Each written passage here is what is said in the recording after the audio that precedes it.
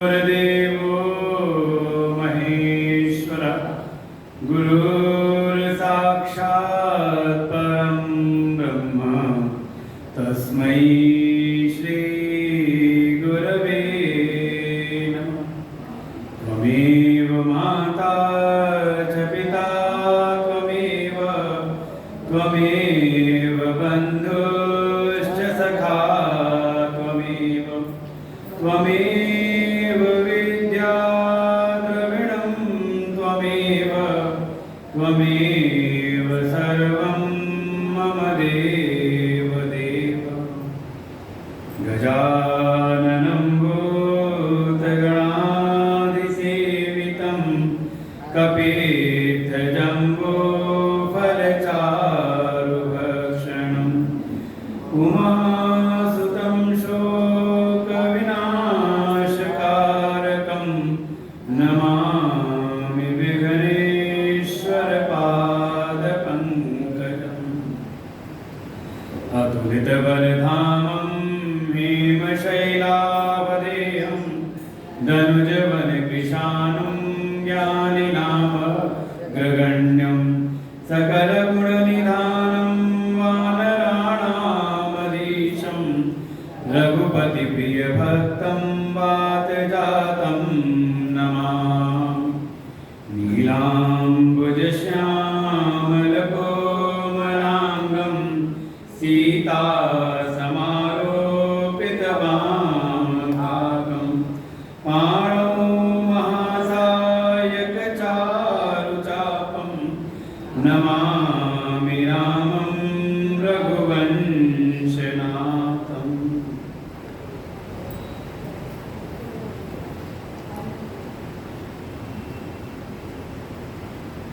इस मंदिर के अधिष्ठात्र सच्चिदानंद स्वरूप परमात्मा के साक्षात स्वरूप श्री परशुराम भगवान जी के चरणों में कोशा नमन। इस मंदिर प्रांगण में स्थापित समस्त देवी देवताओं के चरणों में कोशा नमन वंदन। समुपस्थित समस्त भगवत भक्त श्रद्धा भक्ति स्वरूपी मातृशक्ति,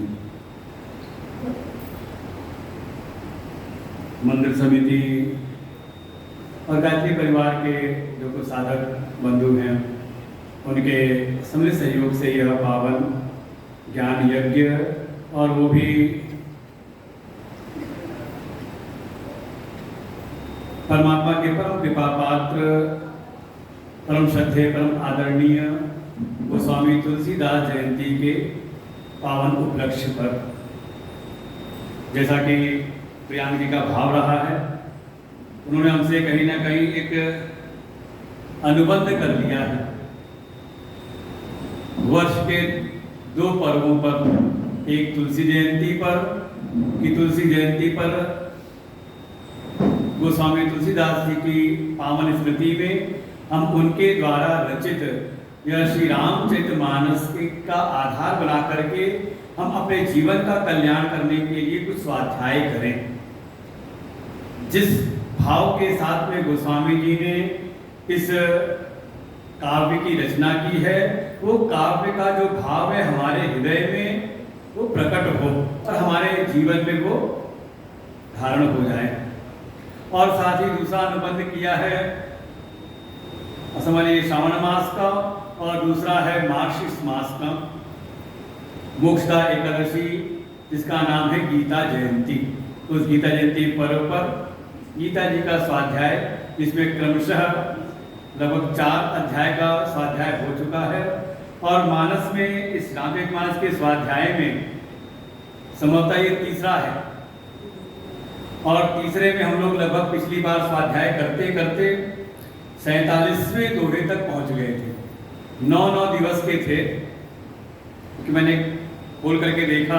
मैंने पूछा प्रियांक जी से, अभी पीछे पूज्य हमारे गुरुदेव भगवान का स्वाध्याय चल रहा था रामचरितमानस पर, गोस्वामी तुलसीदास जयंती के ही पावन उपलक्ष्य पर, तो वो एक दिन पहले विश्राम लिया था, और कल हमने बड़े धूमधाम के साथ में, मुझे बहुत सारे चेहरे दिखाई दे रहे हैं जो वहाँ पर मुझे 7 दिन दिखाई दिए वहाँ पर, और कल तो पूरी मंदिर समिति और भी बहुत सारे साधक बंधु यहाँ पर जहाँ के थे वहाँ पर।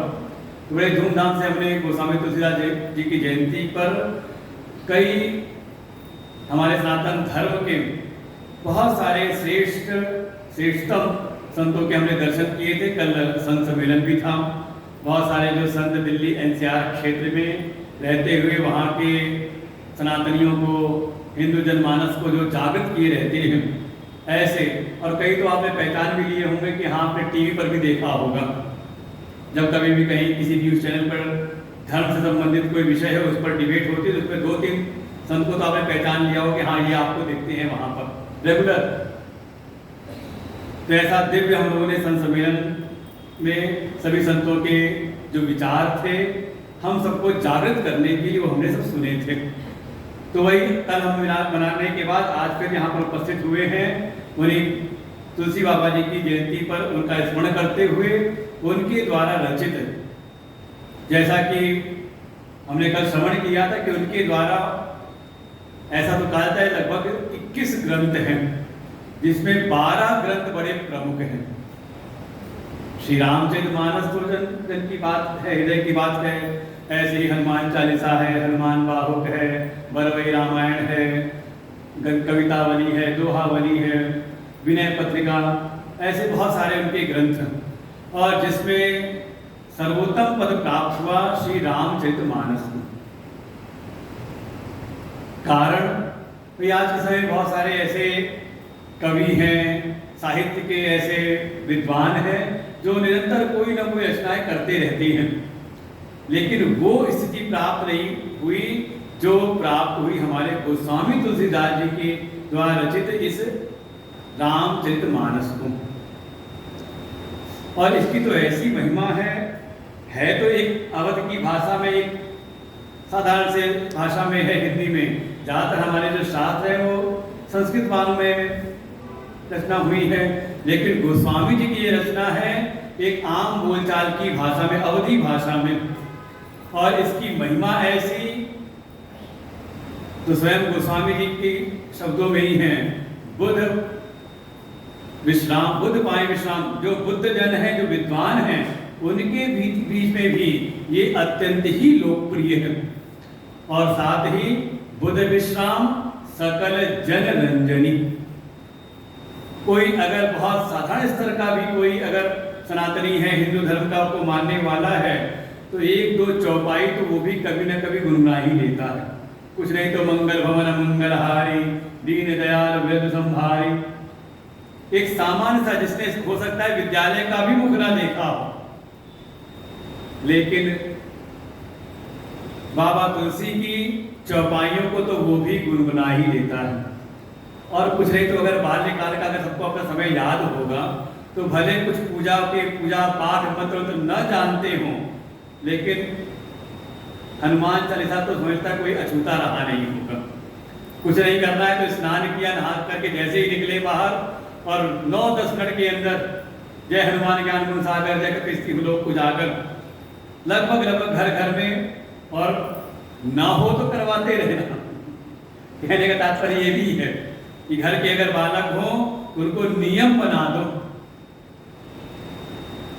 कि कुछ नहीं करना है तो कम से कम स्नान करने के बाद सूर्य भगवान को एक लोटा जल चढ़ा करके कुछ गायत्री मंत्र का जाप करते हुए कम से कम हनुमान चालीसा का पाठ अवश्य करें। परिणाम का उसकी फलश्रुति है बल विद्या एवं। कहा वो बल और विद्या दोनों देने वाली हैं। और देखें इसी पर पूरा जीवन आपका टिका हुआ है। या तो आप कुछ अपनी बुद्धि के बल पर, विद्या के बल पर कुछ अर्जन करते हो, और विद्या का बल ना हो तो शारीरिक बल हो, दोनों मिल जाता है। हरम क्लेश विकार, जीवन के जो भी क्लेश हैं उनको भी ये नष्ट करने वाले। लेकिन ऐसी ख्याति हुई क्यों? तो कम से कम थोड़ा हम बाबा तुलसी के जीवन चरित्र को समझें, क्योंकि उनकी पावर स्मृति में है। तो देखिए उनके जीवन से एक निश्चित निष्कर्ष जो हमें कल संतों की सभा से प्राप्त हुआ, वो प्रसाद एक निश्चित एक वहां का निष्कर्ष था कि जिनको भी सर्वोच्च पद की प्राप्ति हुई है और कहते हैं परमात्मा की प्राप्ति हुई है तो उनके जीवन में संघर्ष रहा है, प्रतिकूलताएं रही हैं। और एक बात तो पूज्य गुरुदेव भगवान ने स्पष्ट कही, पूरा उनका जीवन चरित्र बताते हुए कि जितना संघर्ष, जितनी प्रतिकूलताएं गोस्वामी तुलसीदास जी के जीवन में रही, शायद आप अगर कल्पना करें तो आपके जीवन तो कभी हुई नहीं, उतनी नहीं हुई होगी। और कम से कम कहता जितने यहाँ पर विराजमान हैं उतनी प्रतिकूलताएं नहीं, लेकिन थोड़ी सी प्रतिकूलता मन में आई, कोई विपरीत परिस्थिति दिखाई दी, तो सबसे पहले हम अपना जो ये सात्विक जीवन है, जो धर्मनिष्ठा है, जो भगवान की पूजा उपासना है, सबसे पहले इसी को हम किनारे करते हैं।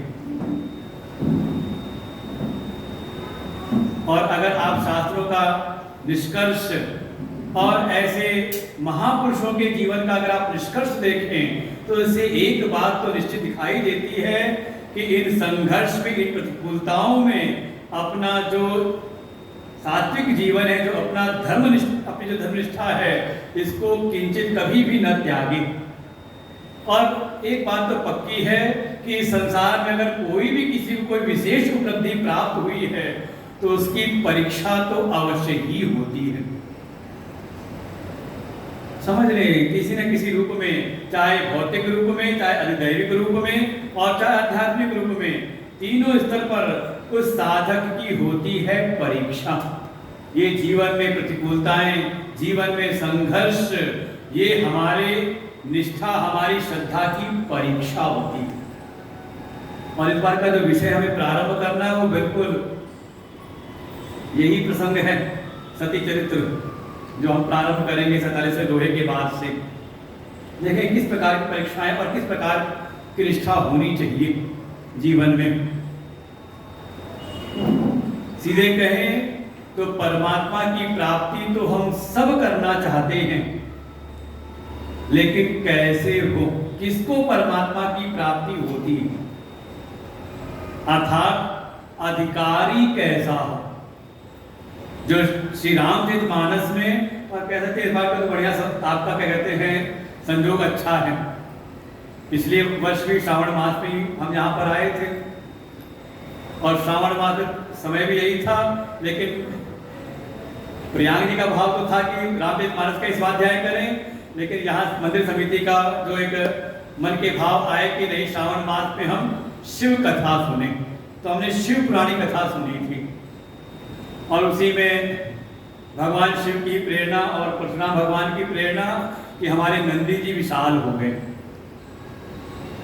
जो पहले छोटे से थे और आज हमें अपने विराट रूप में, और अभी बताया कि मेरठ नगर में इससे बड़े नंदी जी हैं नहीं, तो कम से कम आप पीठ ठोक लीजिए कि आपके यहाँ जो नंदी सबसे विराट स्वरूप में है। अब किसी और को स्थापना करने तो इनसे बड़ा लेकर के आए, कम से कम 2.5 टन का, क्योंकि 2.25 टन के ये है, तो इनसे बड़ा लेकर के आए, तब तो विशाल होंगे ना। और वो 2.5 टन वाले भी पता चलेंगे लगभग बराबर ही लगेंगे, उसको कम से कम 3 से 4 टन का लाना पड़ेगा।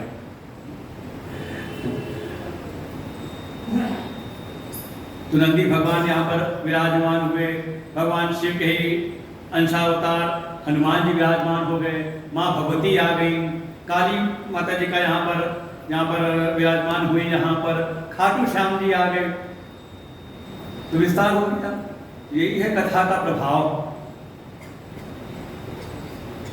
और इस बार जब राम कथा है तो हमारा जो प्रसंग है वो देखिए तो कहीं ना कहीं शिव कथा ही इस बार आपको सुननी है।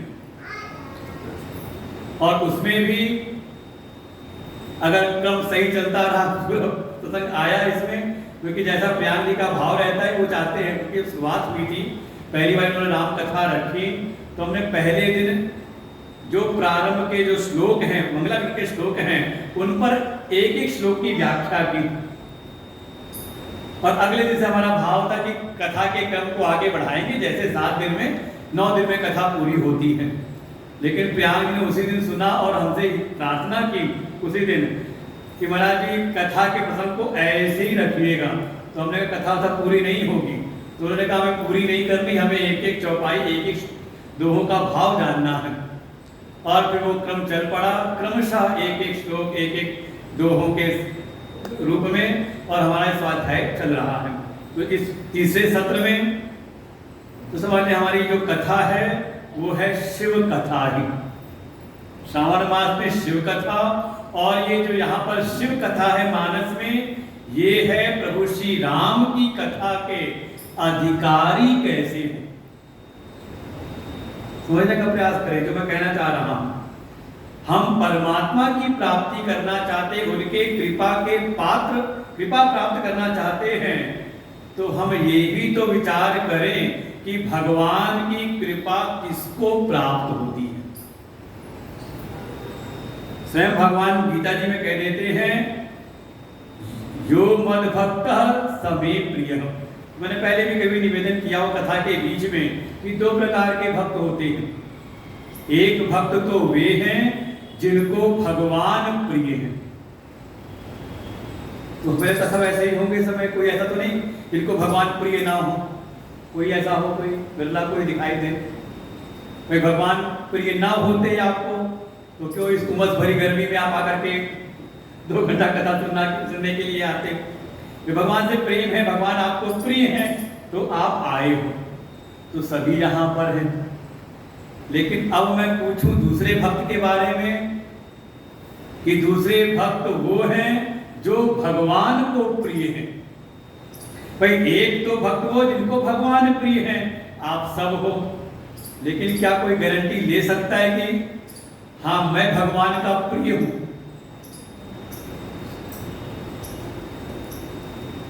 है कोई?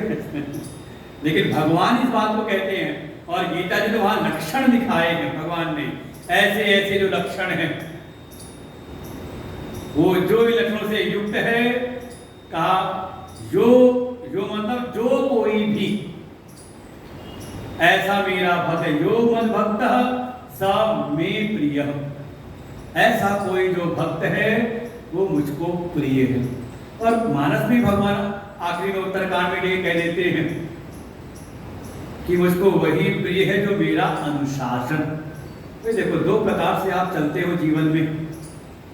एक तो है अपने मन के अनुसार, जैसे हमारे मन के भाव आए हमने उस भाव के साथ में भगवान की सेवा की, है ना, सभी इसी प्रकार से रहते हैं।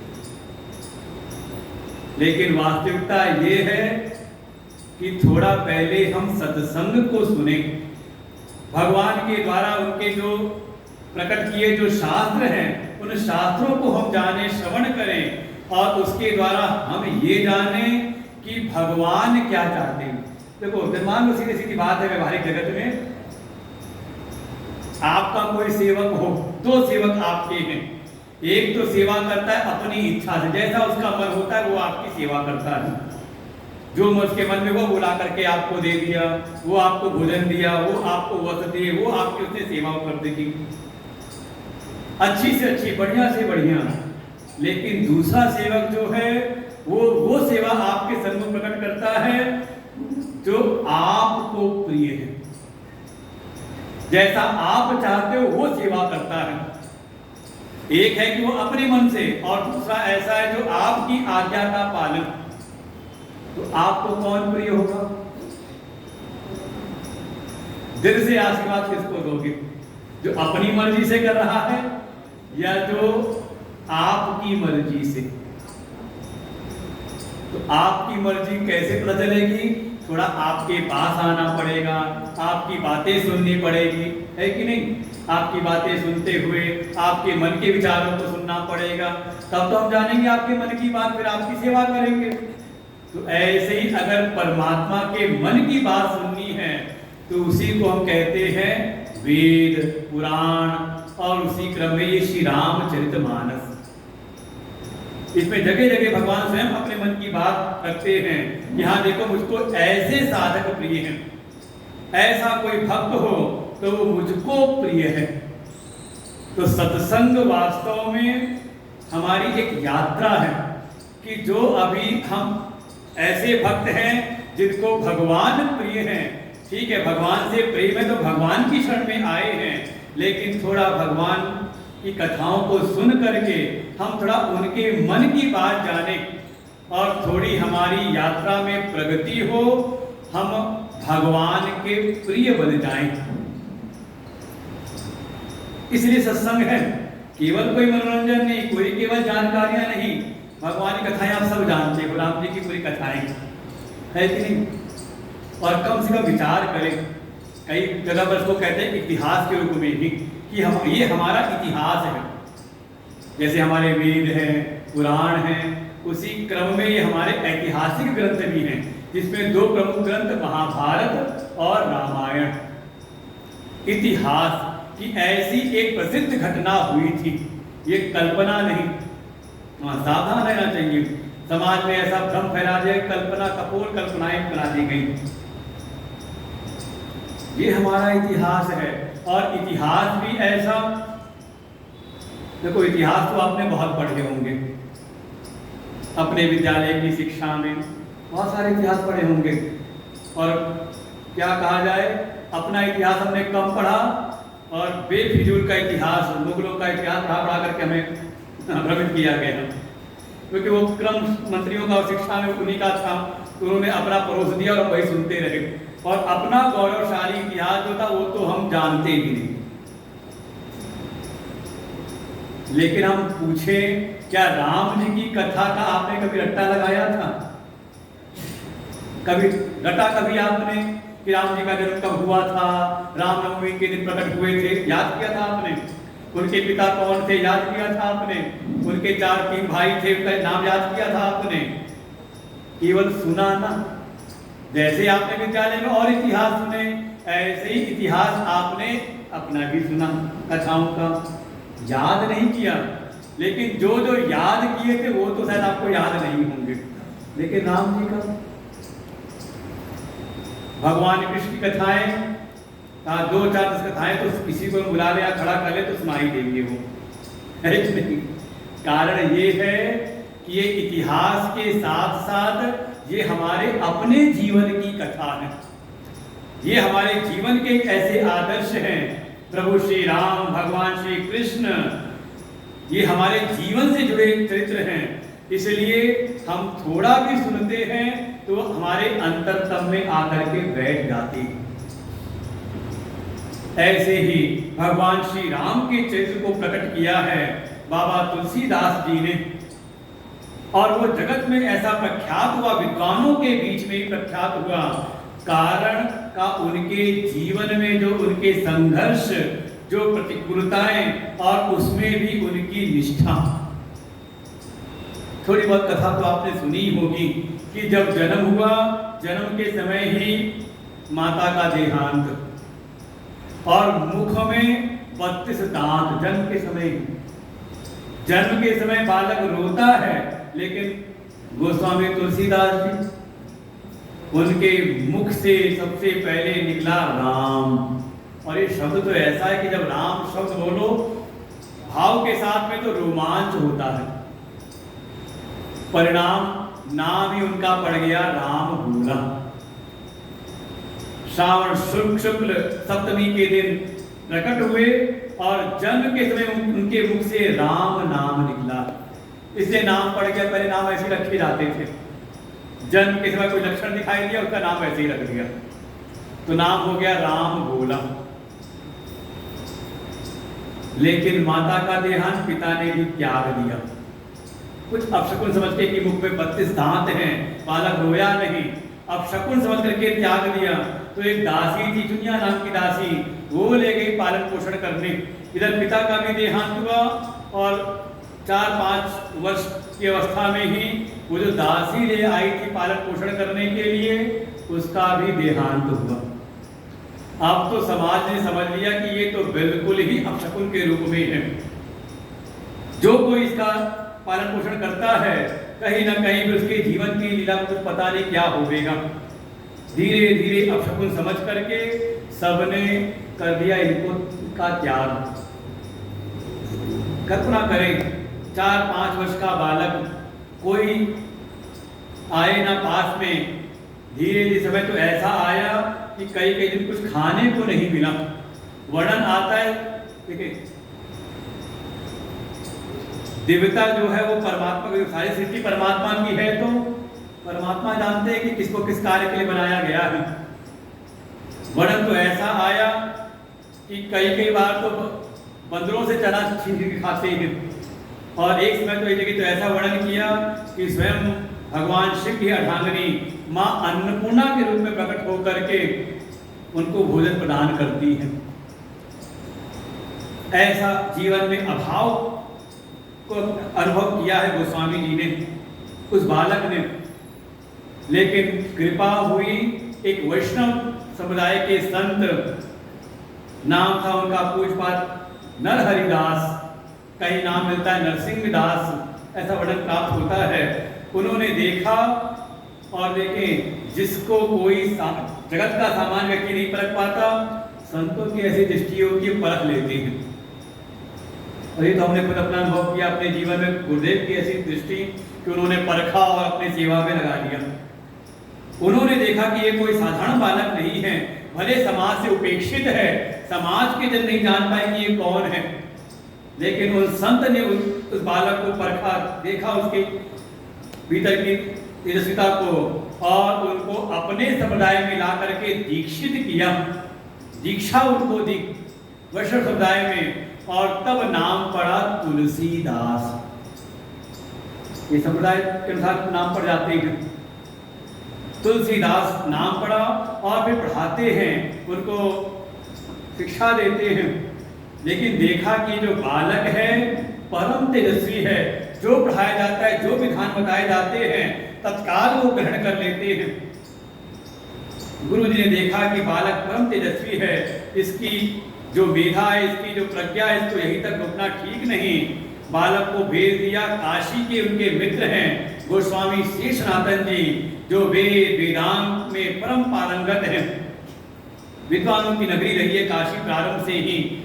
इस बालक को भेज दिया, वहां पर जाओ पुत्र, जा करके वहां तुम उनसे वेद वेदांत का अध्ययन करके आओ। और लगभग काशी जा करके तुलसीदास जी 12 से 15 वर्ष उनकी शरण में रह के, गोस्वामी श्री सनातन जी की शरण में रह करके वहां पर उन्होंने वेदाध्ययन किया, वेद वेदांत का, वेदांगों का, 6 वेदांगों का अध्ययन किया। और अध्ययन करके जो कुछ लोक वासनाएं उनके भीतर थी, उसके कारण गुरु जी की आज्ञा लेकर के वापस आते हैं। और जब वापस आए तो गुरु जी से ज्ञान मिला, तो गुरु जी की जो पदवी थी वो भी उनको साथ साथ प्राप्त हुई। नाम उनका हो गया, नाम था गुरु जी का गोस्वामी श्री सनातन गोस्वामी, उनकी पदवी थी, वो पदवी इनको प्राप्त हुई, और नाम हो गया गोस्वामी तुलसीदास। जैसी चित्त के भीतर कुछ लोक वासनाएं थी, समाज वापस आकर के समाज में राम कथा का प्रचार प्रसार करने लगे, कथाएं सुनाते थे, और इनकी कथाओं में दिन रात भीड़ बढ़ने लगी। वहीं पर कोई एक ब्राह्मण देवता थे, उन्होंने देखा बड़ा तेजस्वी बालक है, ब्राह्मण कुल का है, बढ़िया कथाएं सुनाता है, परम विद्वान भी है, तो उनकी कन्या थी, उन्होंने बातचीत करके उनका विवाह कर दिया। लगभग संतों की ऐसी मान्यता है कि गोस्वामी तुलसीदास जी की अवस्था उस समय तक 20 से 25 वर्ष की अवस्था थी। विवाह हुआ, और विवाह के उपरांत फिर आप वो जो कथा था में सुनते हो कहानियों में कि गोस्वामी जी परम आसक्त हो गए। लेकिन कारण भी, कारण आप विचार करिए पीछे के उनके जीवन को देख करके, उस बालक को पूर्व के जीवन में कहीं पर भी जो प्रेम है, स्नेह है, वो प्राप्त नहीं हुआ था। मान लो गुरु जी के भी अनुशासन, आश्रम में आए तो गुरु जी लेकर के आए, तो गुरुजनों का जो अनुशासन है ना, उस समय तो लगता है कि हाँ कहाँ आकर के फंसे।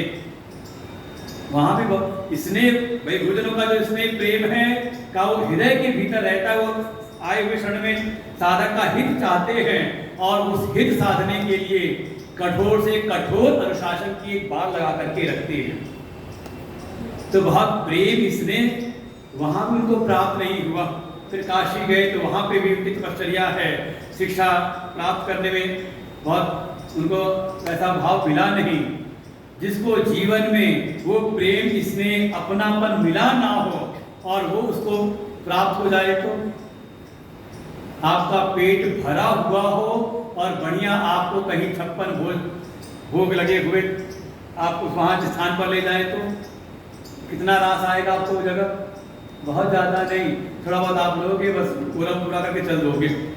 लेकिन जिसको 3-4 दिन भोजन ही ना मिला हो, अच्छा 9 दिन उपवास रखो नवरात्रि का, कि जल पर रहेंगे, फलाहार रहेंगे जैसे भी, और उसके बाद जब 9 दिन बाद जब उपवास तोड़ना हो और सामने भोजन, ज्यादातर लोग बीमारी इसी कारण से पड़ते हैं। 9 दिन तो हमने संयम किया, 9 दिन तो कहो नहीं जल पर ही रहेंगे, और जैसी 9वां दिन पूरा हुआ और सामने आए पकवान, तो वो जीव को जब नमक मिलता है, 9 दिन नमक ना खाया हो और सीधे नमक मिलता है तो उस दिन तो भर पेट क्या, उससे भी कुछ ज्यादा ही, और फिर कहीं ना कहीं समस्या होती है। बिल्कुल वो स्थिति है, जीवन में वो जो अपनापन है, प्रेम है, वो प्राप्त हुआ नहीं, और जब संबंध हुआ तो फिर वो वर्णन आता ही, पत्नी में इतने आसक्त हुए कि पत्नी एक समय वो दुकान पे कार्य में बैठे थे, पत्नी पीछे चली गई, भाई भाई आए चले गए, मतलब ये समय रहा होगा, उधर रक्षाबंधन रहा हो, श्रावण का समय था ना, तभी नदियां उफान पे थी, वर्षा हो रही थी, यही समय भी रहा होगा। लगता उनके जीवन में श्रावण मास की बड़ी महिमा रही। प्रकट हुए श्रावण शुभ सप्तमी को, निर्वाण भी उनका, कल संतोष साहब ने सुना कि श्रावण शुभ सप्तमी के दिन ही उनका निर्वाण दिवस भी है।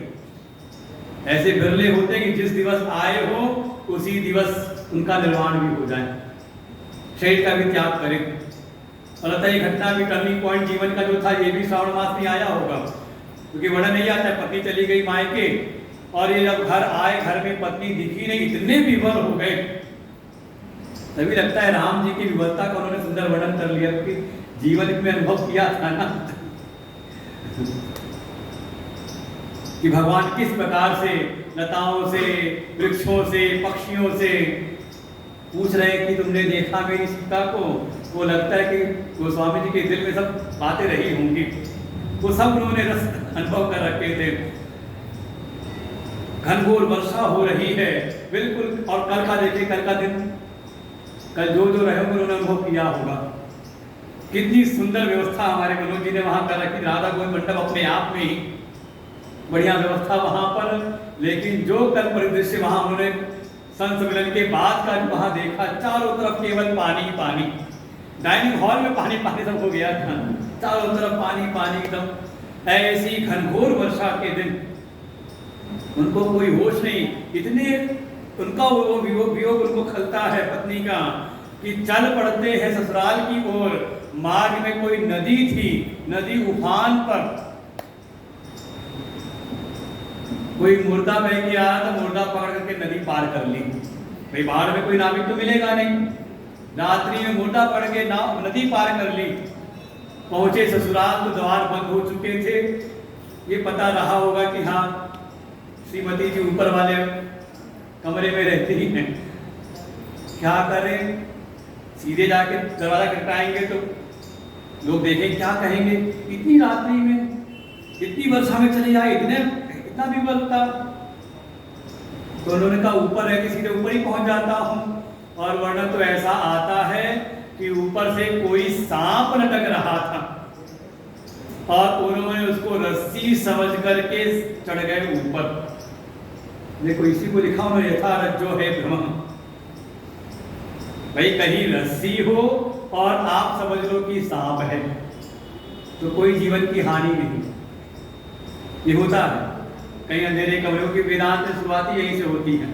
गोस्वामी जी यहीं से शुरुआती की, यथा रज्जो है भ्रम, जैसे रस्सी के ऊपर किसी को सर्प की भ्रांति हो जाए वैसे ये सारा जगत है। लेकिन सांप को कोई रस्सी समझ ले तो, भाई रस्सी को कोई सांप समझे तो भागेगा या उसको हटाने का प्रयास करेगा, कोई खतरा नहीं। लेकिन कोई इतना भ्रमित हो जाए कि जीव सांप को रस्सी समझ ले, लगता है भोले बाबा की कृपा थी उन पर। लेकिन वो चढ़ गए ऊपर और जब पत्नी से उनका मिलाप होता है पत्नी ने देखा कि इतनी आसक्ति, इस हाड़ मांस के देह से इतनी आसक्ति, और फटकार लगाई कि जितनी तुम्हारी आसक्ति इस हाड़ मांस के देह से है, अगर इतनी थोड़ी भी आसक्ति अगर परमात्मा से कर लेते तो उनकी प्राप्ति हो जाती।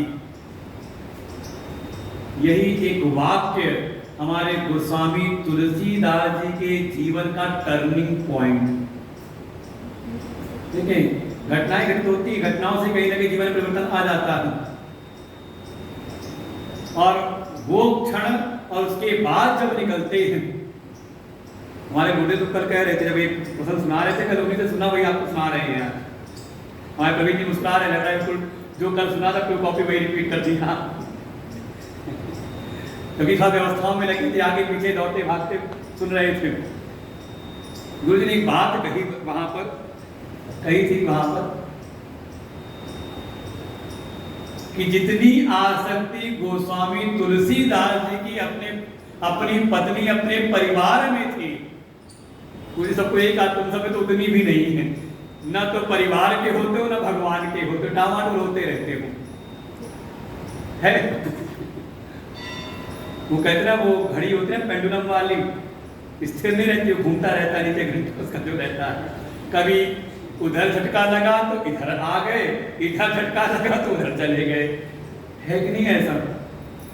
कहा जितनी आसक्ति परिवार में। और देखिए गोस्वामी इस बात को लिखा भी है, अपने अनुभव को व्यक्त किया है। जननी जनक बंधु सुधारा, तनु धनु भवन सुहृद परिवारा, सब कई ममता ताग बटोरी, मम पद मनहि बांध पर डोरी।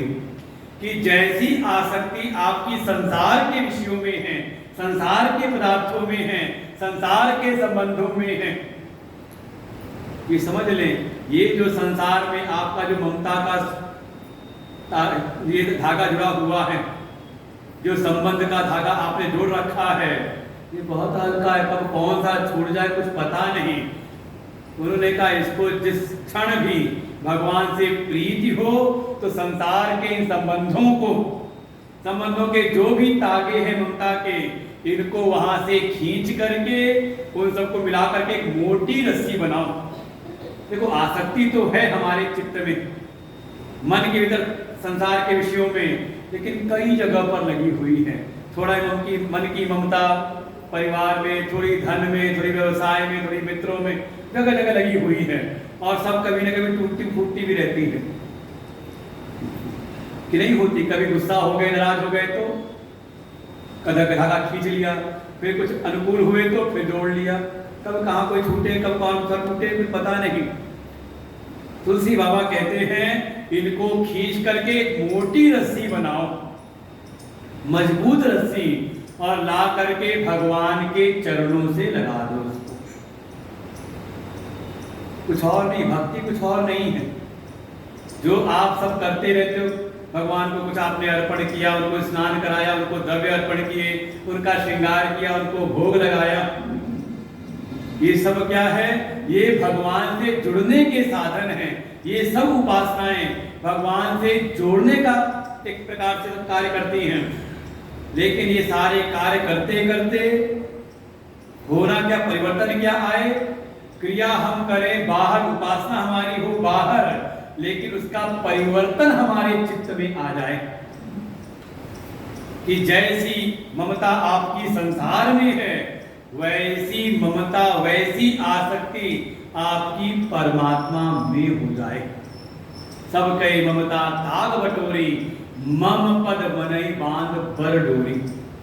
और जिस क्षण आपका चित्त परमात्मा में आसक्त हो जाता है, कैसी आसक्ति का, जैसी अभी हमारे संसार में कुछ दृष्टांत अच्छा समझ में आ सकता है। कैसी आसक्ति? गोस्वामी जी के चरित्र में आपने देखा, पत्नी में आसक्त हुए तो उनको संसार में कोई प्रतिकूलता नहीं लगती। घनघोर वर्षा, नदी उफान पर, कोई मरा शव था, सांप, ये प्रतिकूलताएं हैं ना, कोई प्रतिकूलता नहीं, सब पार कर गए, है कि नहीं? और नहीं तो एक दृष्टांत आपको समझ में आ जाएगा। 25 साल तक माता पिता ने पाला पोसा, अच्छी शिक्षा दी, बढ़िया बच्चे को, पुत्र है या कन्या, उसको बढ़िया कहते सब व्यवस्थाएं दी उसको, और वो गया कॉलेज में कहीं नौकरी पर, उसका कहीं प्रेम प्रसंग हो गया। समझाओ उसको, नहीं ठीक नहीं है, हम अच्छे करा देंगे, वो समझ में आता नहीं।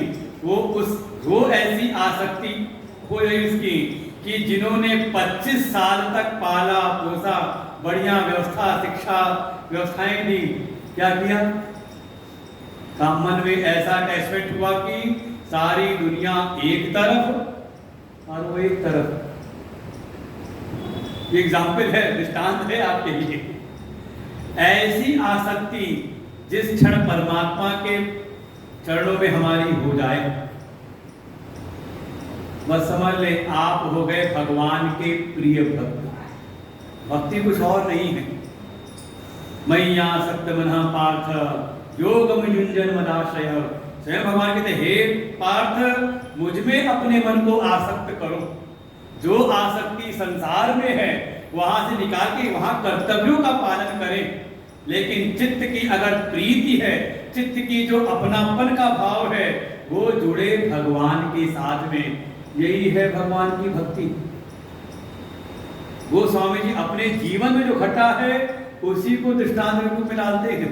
जहां कोई प्रसंग समझाना हो, वो एक घटना घटित हुई और उसके बाद लगभग माना जाता है यहां तक की जो घटना है वो स्वामी जी के जीवन की, वो 20 से 25 वर्ष की अवस्था, 25 साल भी अगर मान लें, इस घटना के बाद जब गोस्वामी जी निकल पड़ते हैं तो प्रयागराज गए और वहां वर्णन आता है कि साधु का वेश धारण कर लिया। धीरे धीरे भगवान में उनका चिंतन लगा रहता है, भगवान की साधना उपासना भक्ति में लगे लगे।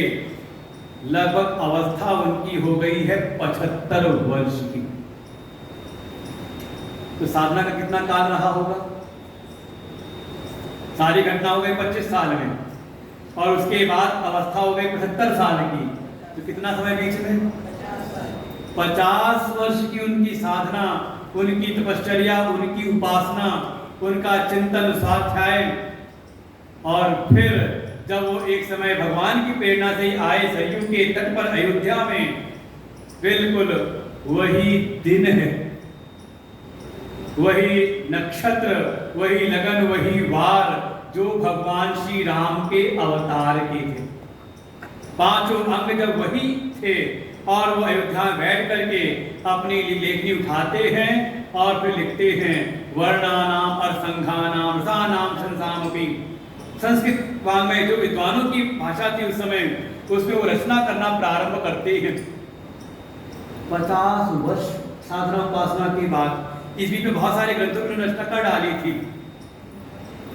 और ऐसा तो वर्णन है कि एक समय उनके भुजाओं में दर्द उठा। वो कहते हैं बाई भुजा में दर्द उठे तो कुछ ध्यान देना चाहिए कि नहीं देना चाहिए?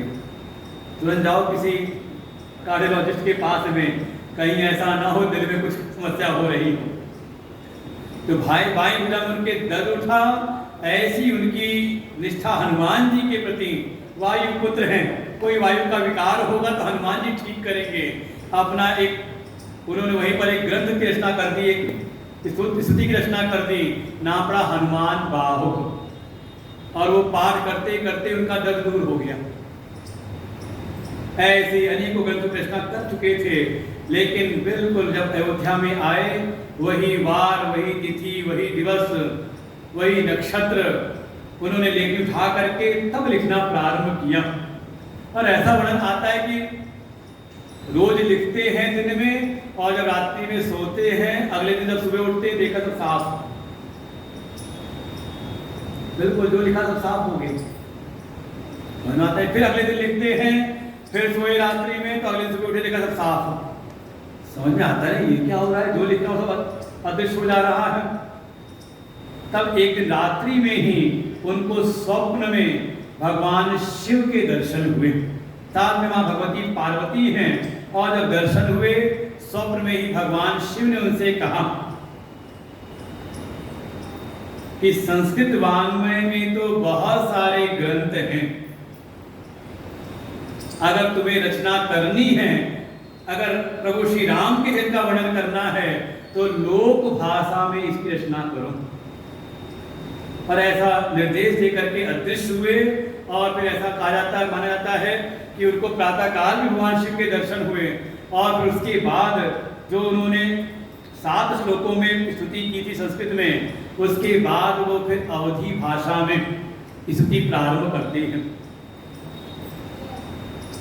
जो सुमिरत सिद्धि होय, गणनायक करिबर बदन, करहु अनुग्रह सोय, बुद्धि राशि शुभ गुर सदन। ऐसे वर्णन करते करते गुरु की वंदना की उन्होंने, संतों की वंदना, सबकी वंदना करते करते आगे अपनी ये कथा प्रारंभ करते हैं। ऐसी लोक भाषा में, अवध की लोक भाषा में उन्होंने पूरे रामचरित्र का वर्णन किया। और इस पूरी रचना में उनको 2 वर्ष 7 महीने 26 दिन लगे, ऐसा वर्णन प्राप्त होता है। लगभग 2.5 वर्ष। कोई केवल वो कोई काव्य की कोई बैठी नहीं है, पूरे 50 वर्ष की उनकी साधना, 75वें वर्ष में लिखना प्रारंभ करते हैं और लगभग 2.5 वर्ष उनको लगे इस रचना में। और फिर वो जब प्रकट हुई, काशी भी गए। काशी में विद्वानों की उनकी बड़ी महिमा होती है, एक तरफ महिमा भी और दूसरी तरफ थोड़ा ईर्ष्या भी प्रकट हुई विद्वानों के बीच में। अरे, और कुछ तो कहीं ना कहीं दुर्भावना के साथ में भी कि ये देखो कौन सी लोग गवारों की भाषा में इन्होंने रचना कर रखी है। जो विद्वानों की भाषा, अगर कोई श्रेष्ठ ग्रंथ रचना करनी है तो संस्कृत भाषा थी उस समय। थोड़ा उसकी एक भावना भी रखी। लेकिन एक समय उनकी पति को जब काशी विश्वनाथ जी के मंदिर में रखा गया, द्वार बंद किए और अगली प्रातः जब वो द्वार खोले तो देखा उस पर लिखा हुआ था सत्यम शिवम सुंदरम। ऐसा माना जाता है कि काशी विश्वनाथ जी की जैसे उनका ऑटोग्राफ प्राप्त हो गया हो, उनका हस्ताक्षर प्राप्त हुआ हो। लेकिन जैसे थोड़ा समाज के जो कुछ विद्वान थे उनको थोड़ी ईर्ष्या की भावना, जो उनको एक ऐसे ही भाव से देखने लगे, तो वर्णन ऐसा आता है कि उसकी भी परीक्षा ली गई। एक समय विश्वनाथ जी के मंदिर में सारे वेद पुराण के नीचे रखी गई रामचरितमानस। और जब द्वार बंद किए, अगले दिन प्रातः जब द्वार खोले, देखा सारे वेद पुराणों के ऊपर पाया रामचरितमानस को। और फिर धीरे धीरे ख्याति उनकी बढ़ती चली जाती है।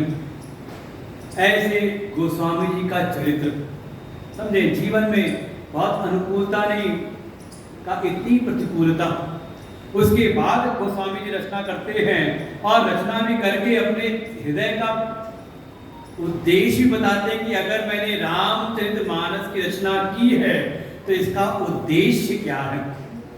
कम से कम रामचरितमानस में प्रवेश करना है तो इनके जो रचना कार्य हैं उनका प्रयोजन ही तो पता हो कि किस उद्देश्य से, किस प्रयोजन से उन्होंने इसकी रचना की है। और वही उद्देश्य, वही प्रयोजन अगर हमारा अपना भी हो जाए तो समझे कि हाँ, रामचरितमानस के स्वाध्याय, इसके सत्संग का हमने कुछ लाभ प्राप्त किया है। तो मुख्य रूप से गोस्वामी ने 3 प्रयोजन गिनाए हैं कि मैं क्यों भगवान श्री राम के चरित्र का गुणगान कर रहा हूं। तो पहला प्रयोजन तो बताया, निज गिरा पावन करन कारण, राम जस तुलसी कहो।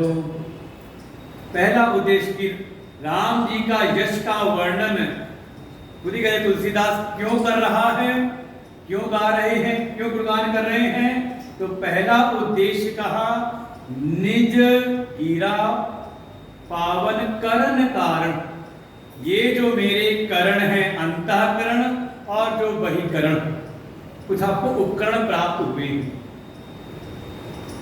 भाई जैसे आप घर में कोई कार्य करना हो तो कील ठोकनी हो तो एक कर्ण चाहिए ना, हथौड़ी।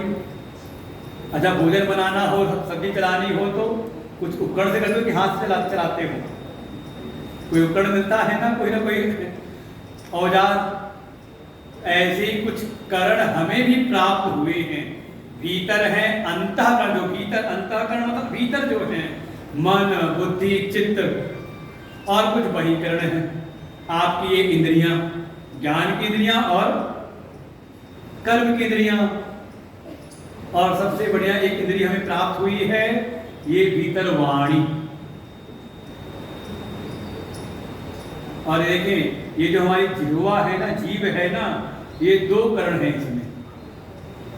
ये ज्ञानेंद्रिय भी है और साथ ही कर्मेंद्रिय भी है। बता इसलिए इसको मूल में रखा है इन्होंने, निज गिरा पावन। गिरा माने जीव, जीव को लिया मतलब समझ लें कौन कौन से करण हैं का, ज्ञानेंद्रियां भी और कर्मेंद्रियां भी, ये दोनों काम करती है। यही जीवा आपको जो रस है, रस रूपी विषय है, उसका भी ज्ञान, स्वाद का ज्ञान भी कराती है।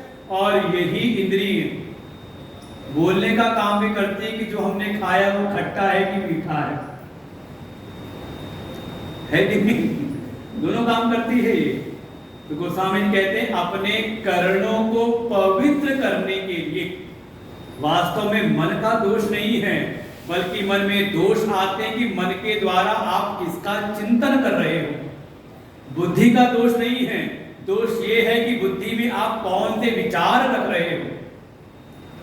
आंख का दोष नहीं है, दोष है कि आंख के द्वारा आप किसका दर्शन कर रहे हो। कान में अपने आप में कोई दोष नहीं, दोष तब है कि कान से आप क्या सुन रहे हो, हाथों से आप किसका स्पर्श कर रहे हो। ये विचार करने वाली बात है। आपके नेत्रों से किसी सज्जन का दर्शन करते हो, किसी पुण्यात्मा का, तो पुण्य कर्म की प्रेरणा प्राप्त होती है। और इन्हीं नेत्रों से अगर किसी पापी, किसी दुष्ट का आप दर्शन करो तो भीतर कहीं ना कहीं दुष्टता का प्रभाव आपके भीतर भी आता है।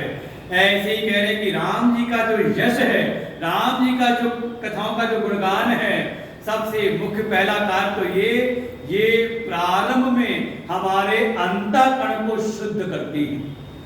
और ये साधना के मार्ग में ये पहली सीढ़ी है। भगवान तो कहते हैं मैं तो सुलभ हूं, मुझसे ज्यादा सुलभ दुनिया में कोई है नहीं, लेकिन प्राप्त बिरलों को होता हूं। किसको? निर्मल मन जन सो मुहि पावा। जो निर्मल मन वाले हैं उसको मैं प्राप्त होता हूं, उसको मैं दिखाई देता हूं, उसको मेरा अनुभव प्राप्त होता है। तो पहली सीढ़ी है कि हम अपने कर्णों को, अपने अंतःकरण को, अपने बहिकरणों को पहले हम शुद्ध करें, निर्मल करें। अरे कम से कम इतना विधान तो है ना कि अगर आपको भगवान के भी दर्शन करने आने हैं, भीतर आपको प्रवेश करना है, तो कम से कम शुचिता के साथ करना चाहिए ना। देखो हमारे सनातन धर्म में कोई किसी के रोक टोक नहीं है। कहीं पर जो भ्रम फैलाए गए, रोक टोक जो कुछ भी है वो शुचिता के लिए है। समझने इस बात को, हर कोई भीतर प्रवेश नहीं कर सकता। क्यों? क्योंकि भगवान के पास आना है तो उनके अनुसार आना है। अच्छा मान लो आपके पास, आपसे कोई, आप बढ़िया स्वच्छ होकर के बैठे हो और कोई गंदा संदा धूल मिट्टी लगा करके आ जाए तो, अरे कई बार तो माताओं को भी अनुभव होगा, अपना बच्चा है जो अगर थोड़ा धूल मिट्टी में लोट करके आ जाए तो सीधे गोद में नहीं उठाती है, पहले तो हाथ पकड़ के ले जाएगी, टांगते हुए नल के नीचे रगड़ रगड़ के उसको साफ करेगी, उसके बाद फिर छाती से लगाया होगा ना। कोई विशेष परिस्थिति ना हो तो बात अलग है कि नहीं? तो भगवान कैसे पकड़ेंगे फिर? भगवान के पास कैसे आ गए ऐसे? तो बाहर भी शुचिता हो और भीतर हमारे कर्णों की भी शुचिता हो। और ये तो होती है भगवान के नाम लेने से, उनकी कथाओं को सुनने से, उनके चरित्रों का गायन करने से, उनके चरित्रों का श्रवण करने से का ये हमारे सारे कर्ण जो हैं ये पवित्र होते हैं।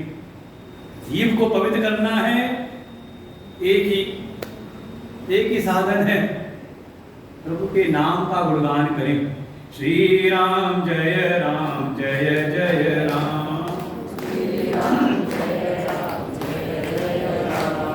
श्री राम जय जय राम, श्री राम जय जय राम, श्री राम जय जय राम, श्री राम जय जय राम,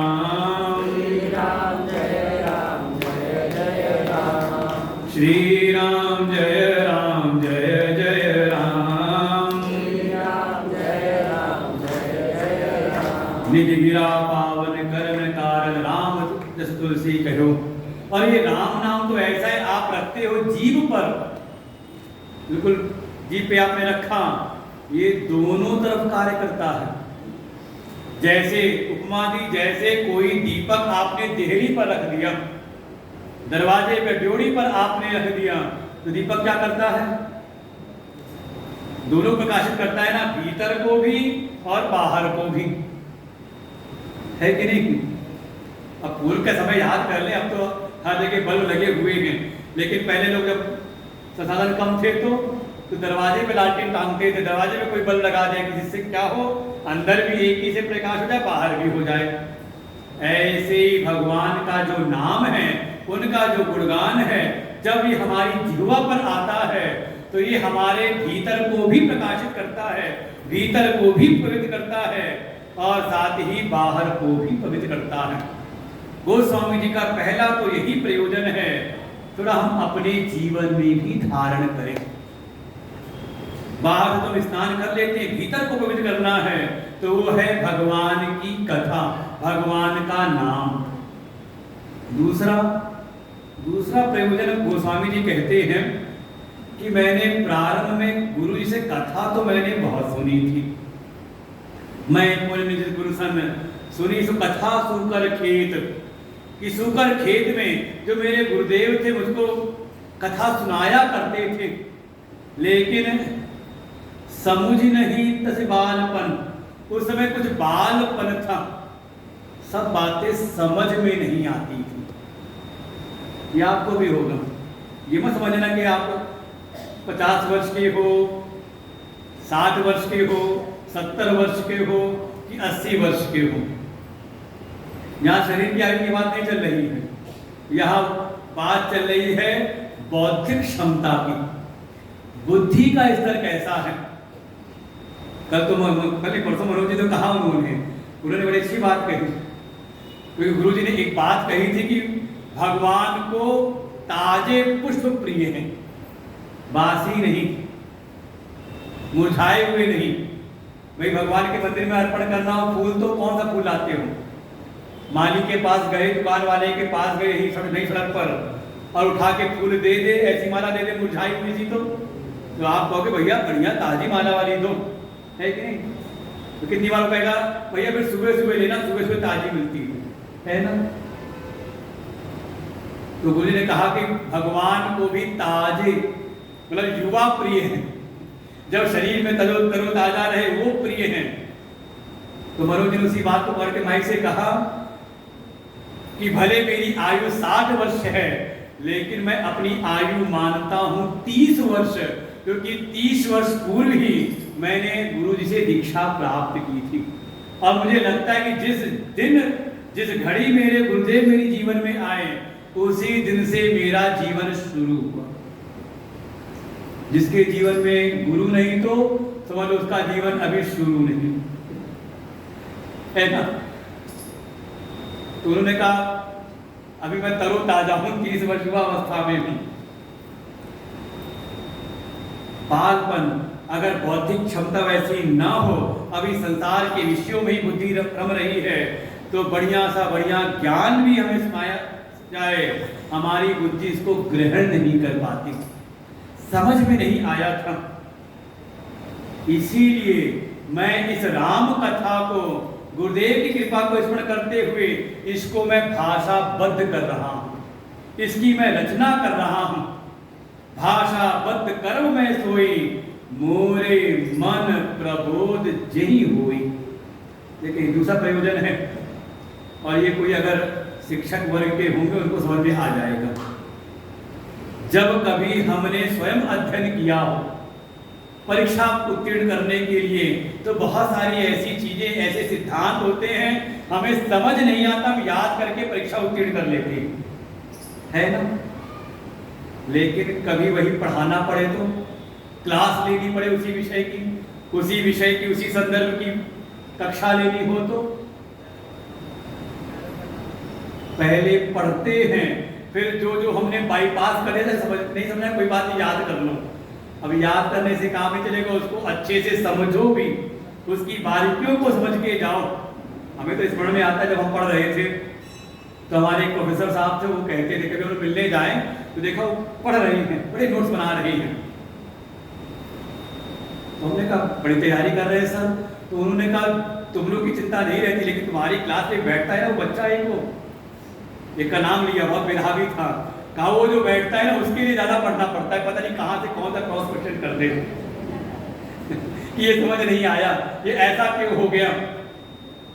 अगर जाना है पढ़ाने के, किसी को समझाना है तो उसको हमें थोड़ा और अच्छे से समझना पड़ता है। गोस्वामी जी कहते हैं कि मैं एक प्रयोजन तो मेरा ये भी है, भाषावत जो कथा मैंने सुनी थी शुकर खेत में, बालपन में बहुत समझ में नहीं आई, कथा तो स्मरण में रही, लेकिन उसके जो सिद्धांत थे वो शायद, वो तत्व जो उसका था वो शायद बुद्धि में समझ में नहीं आया था। मैं इसीलिए रचना कर रहा हूँ, भाषाबद्ध कर्म मैं सोई, वही कथा मैं रचना कर रहा हूँ जो गुरुदेव से मैंने सुनी थी। क्यों कर रहा हूँ? मोरे मन प्रबोध जई हुई, जिससे मेरे मन में प्रबोध हो, वो सिद्धांत मैं समझ जाऊं। तो थोड़ा ये भी प्रयोजन रखें, कथा सुन रहे किस लिए? जिससे हमारी बुद्धि में भगवान के तत्व का ज्ञान हो, केवल कथा नहीं, क्योंकि भगवान के ही वचन हैं, जन्म कर्म च मे दिव्यम एवं यो वेद तत्वतः त्यक्त्वा देहं पुनर्जन्म नैति सोर्जुनः मामेति सोर्जुनः, कि मेरे जन्म और जो कर्म हैं ये दिखते लौकिक हैं लेकिन हैं अलौकिक। इन अलौकिक जन्म कर्म की अलौकिकता को, इनकी दिव्यता को जो तत्व से जान लेता है, वो जब तक जीवन है तब तक परम आनंद, और देह त्याग के बाद का वो मुझको ही प्राप्त हो जाता है, उसका पुनर्जन्म नहीं होता। इसलिए गोस्वामी जी का भाव है कि कम से कम भगवान के उस तत्व का मुझको प्रबोध हो, वो समझ मेरे भीतर उत्पन्न हो जाए, इसलिए मैं ये राम कथा की रचना कर रहा हूं। तो दो प्रयोजन हो गए। पहला प्रयोजन अपने अंतःकरण की निर्मलता, अपने जो भी करण है बहिकरण अंतःकरण उनकी पवित्रता, और दूसरा का बुद्धि में प्रबोध तत्व की समझ उत्पन्न हो। अच्छा, जब दोनों हो जाए तो देखो ये दो सीढ़ियां हैं। अगर आपको परमात्मा तत्व की प्राप्ति के दो सीढ़ियां हैं। पहली सीढ़ी है अंतःकरण की शुद्धि, इसके लिए ही हमारे वेद में कर्म के बहुत सारे प्रसंग हैं, जो यज्ञ दान तप, ये जितनी क्रियात्मक आप साधना करते हैं ये सब के सब आपके अंतःकरण की शुद्धि के लिए हैं। इसे हमारे वेद का कर्म कांड कहा जाता है। और दूसरा जो ज्ञान कांड है वो है तत्व के ज्ञान के लिए, तत्व की समझ हमारे भीतर उत्पन्न हो जाए, मैं कौन हूं, ये जगत क्या है, और इन जीव और जगत का नियंता कौन है, इस तत्व का ज्ञान हो जाए। ये है दूसरा। तो दो चीजें तो हो गई, मन की निर्मलता और तत्व का ज्ञान, प्रबोध हो जाए, भगवत साक्षात्कार हो जाए, तो बचा क्या फिर? तो गोस्वामी जी कहते हैं तीसरा प्रयोजन भी है। स्वांत सुखाय तुलसी रघुनाथ गाथा, गोस्वामी जी कहते हैं फिर तीसरा प्रयोजन और भी है। ये जो तुलसी रघुनाथ की गाथा गा रहा है, तुलसी रघुनाथ गाथा किस लिए? स्वांत सुखाय, अंतःकरण की शुद्धि हुई, तत्व का अनुभव हुआ, तो जीवन में क्या मिलेगा, क्या घटित होगा?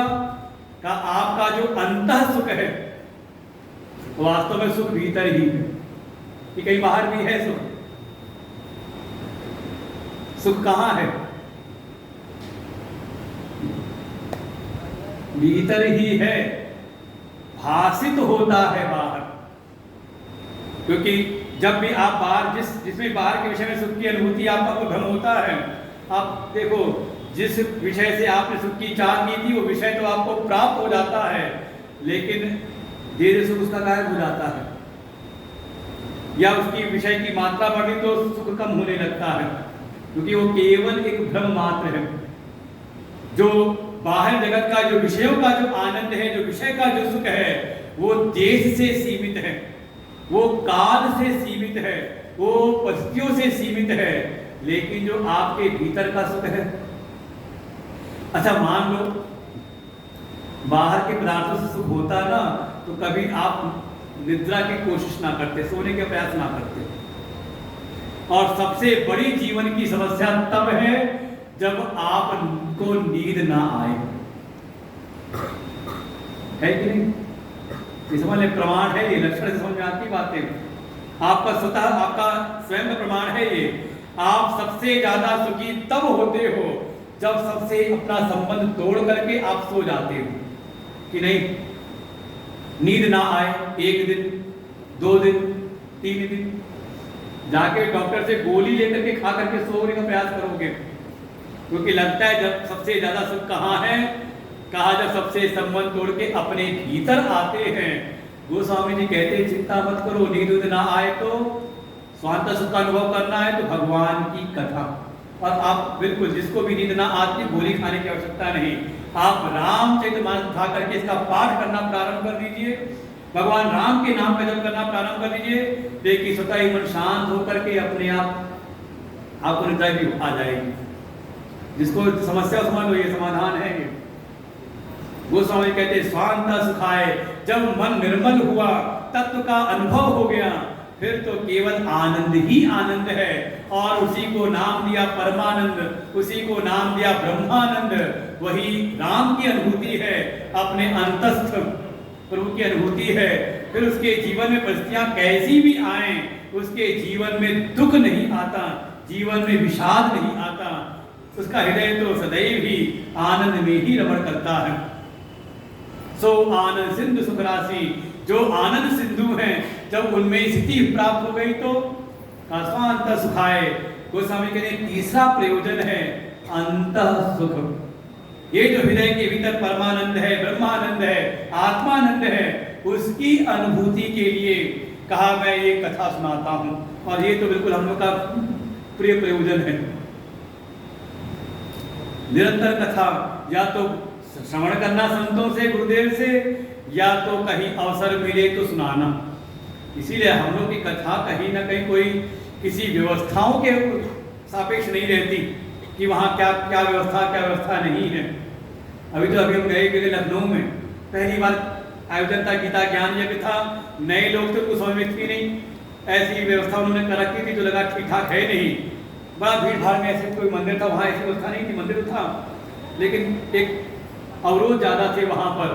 बगल में पार्क था, हमने अपनी कुर्सी खुद ही उठाई, हमने बाहर आ जाओ, बाहर कुर्सी लगाई, बगल तो टेबल सामने लग दी और कथा शुरू हो गई। पहले दिन 8 लोग थे और आखिरी दिन लगभग 100 लोग पहुंच गए। कोई देश काल परिस्थिति के सापेक्ष कथा नहीं, ये तो बस श्रोता और वक्ता के बीच की बात है, अंतः सुख की बात है, अंतः सुख के लिए। और देखें आप कथा में जितनी देर बैठते हो, शरीर का कोई कष्ट, दुनिया का कोई कष्ट, बशर्ते मोबाइल फोन बंद हो, पूरी तरह से आप कथा में रहो, तो कोई दुख मन में, समय कोई दुख हो रहा हो, ये भी चिंता नहीं कि कब तक कथा चलेगी। पता है कि महाराज जी टाइम से पूरी कर देते हैं। कितना टाइम, कितना 6 बजे, 6:30 6:30। तो अच्छा हुआ हमें 6 बजे ध्यान आ रहा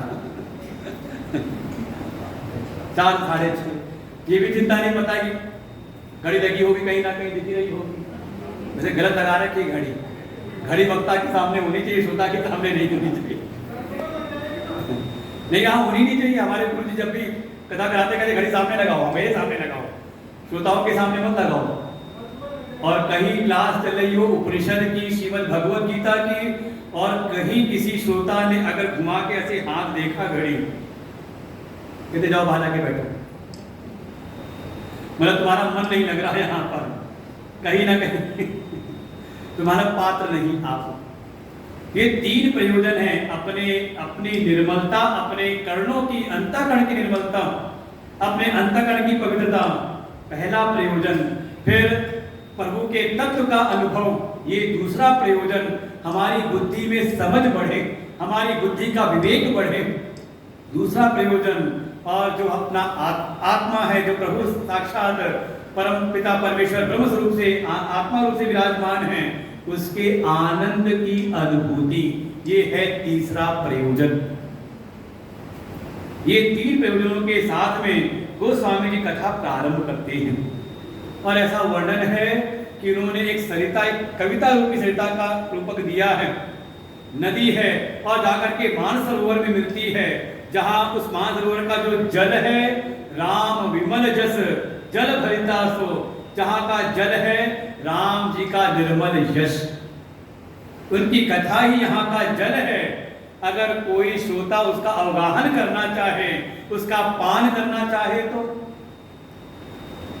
मान लो आप जाओ गंगा जी पर, स्नान करना हो, आचमन करना हो, गंगा जल लाना हो, और वहां पक्का घाट ना हो तो खतरा रहता है ना, कहीं जरा सा आगे झुके और पैर फिसला गए गंगा जी के बहाव में, डर रहता है ना।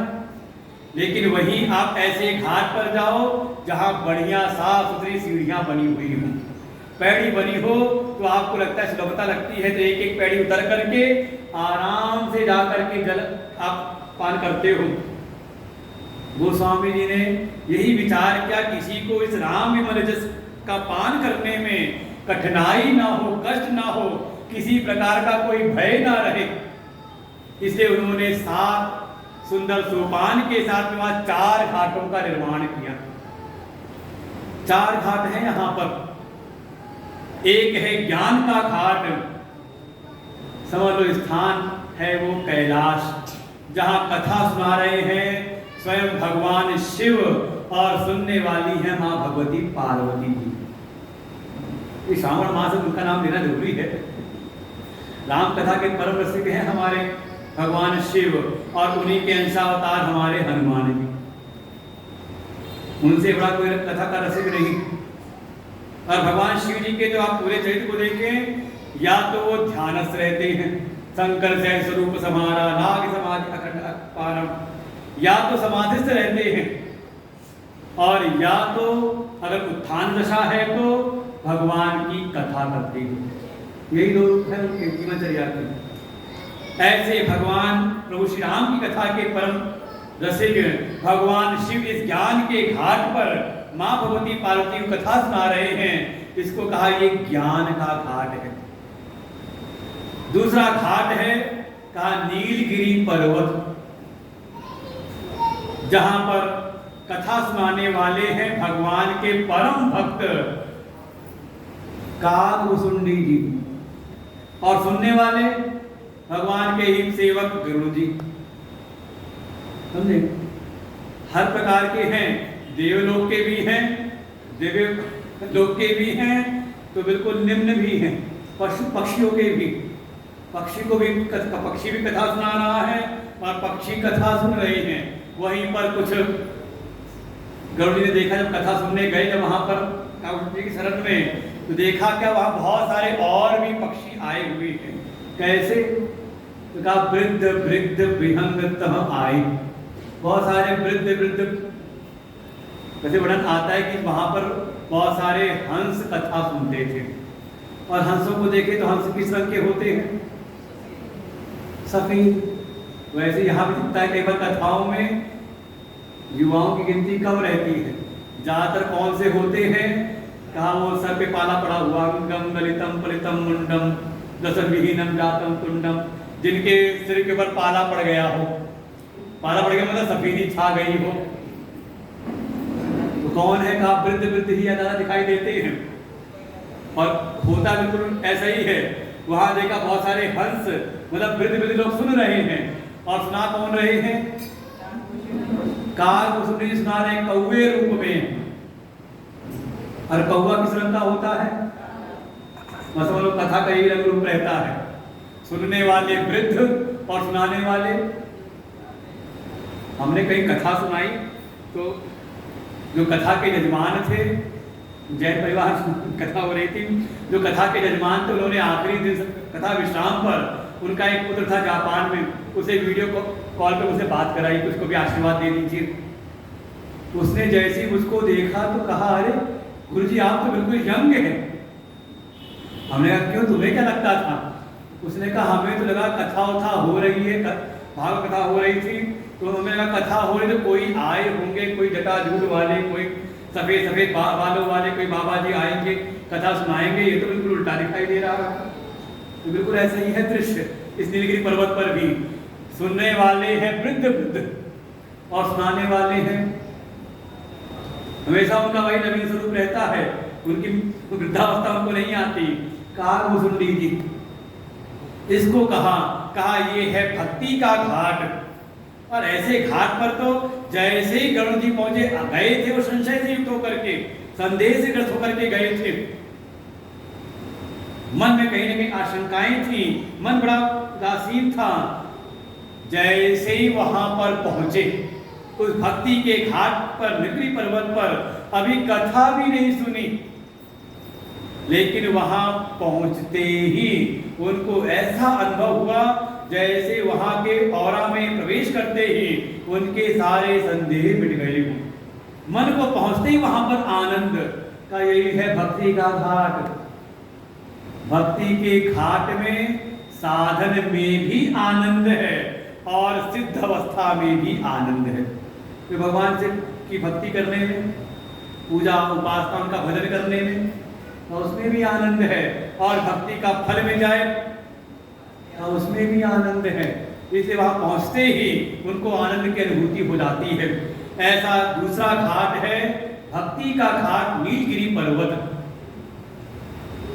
इसी राम कथा में ही तीसरा घाट है वो प्रयागराज, त्रिवेणी का संगम है, जहां पर कथा सुनाने वाले हैं याज्ञवल्क्य जी, परम तपस्वी हैं, मुनि हैं, याज्ञवल्क्य मुनि हैं, वेदों के ऋषि हैं, का वो कथा सुनाने वाले हैं। और कथा के श्रोता हैं भारद्वाज जी, जो प्रति वर्ष प्रयागराज में माघ के मास में जो वहां पर ऋषि मुनि साधक संत आते हैं, उनके लिए यथोचित व्यवस्था करते हैं।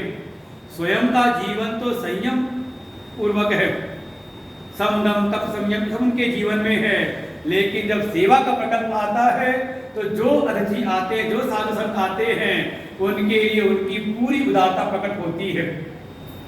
अच्छे से अच्छी व्यवस्था वहां पर करते हैं। उनके मन में भी प्रश्न है, देखो सेवा में लगे हुए हैं, कर्म के मार्ग में लगे हुए हैं, भगवान की पूजा उपासना भी करते हैं। तिनहि राम पद अति अनुराग का परिचय दिया है।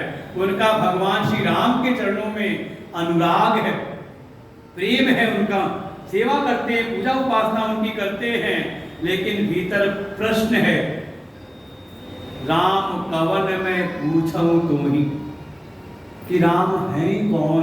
एक राम अवधेश कुमारा, मैंने सुना है, तिनकट विदित संसारा, मैंने सुना है, सारा जगत जानता है कि एक राम हुए अवधेश के पुत्र, अवधेश अवध के राजा दशरथ के पुत्र, और एक राम जिनका नाम हमेशा जपते रहते हैं भगवान शिव, जिनकी महिमा वेद गाते हैं, ऋषि मुनि गाते हैं।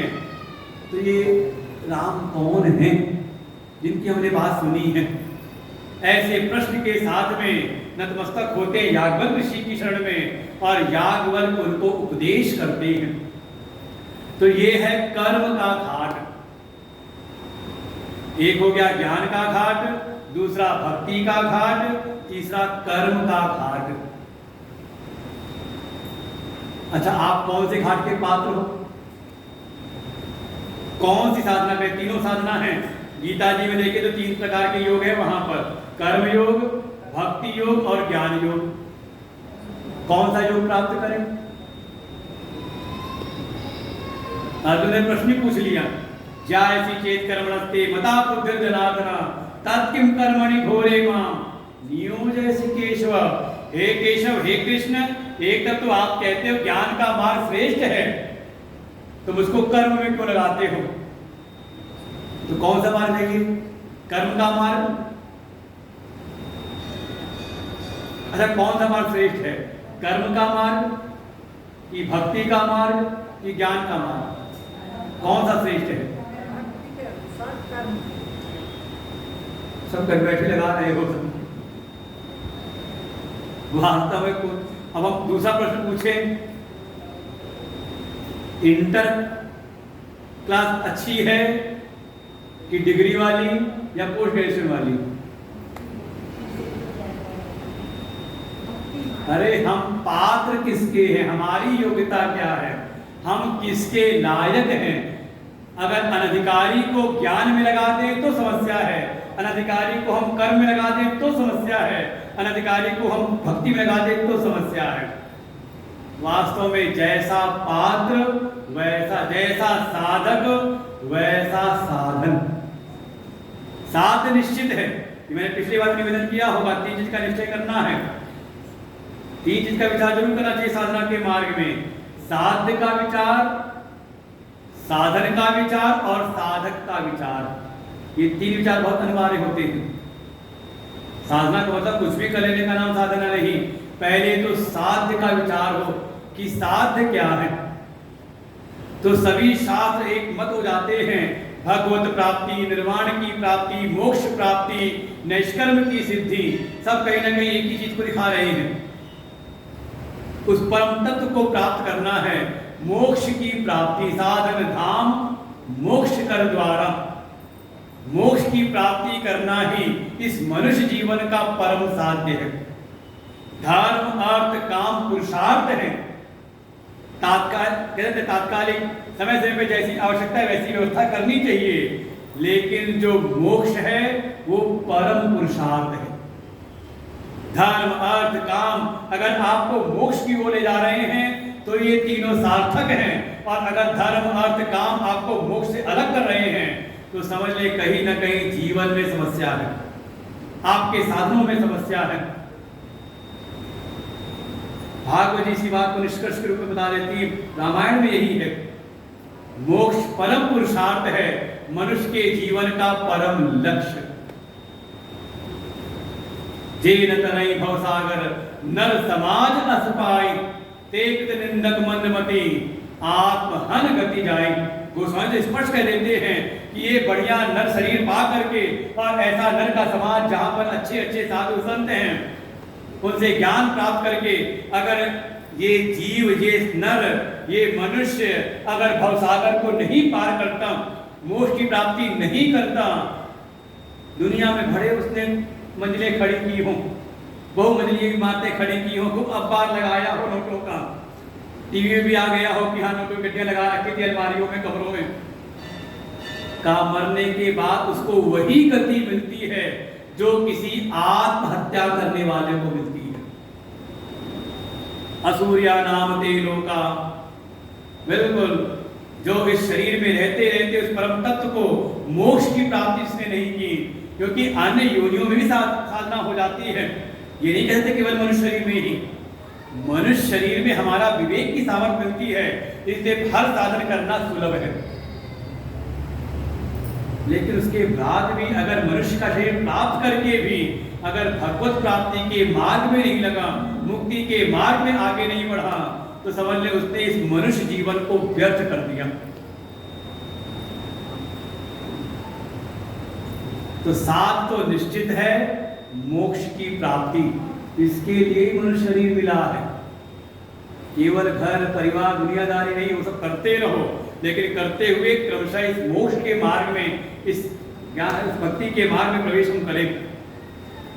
अच्छा, मान लो निश्चय हो गया, साध निश्चित हो गया, भगवत प्राप्ति, मोक्ष की प्राप्ति, निर्वाण, निष्कर्म सिद्धि निश्चित हो गया, तो तुरंत क्या करते हैं, हम साधन ढूंढते हैं।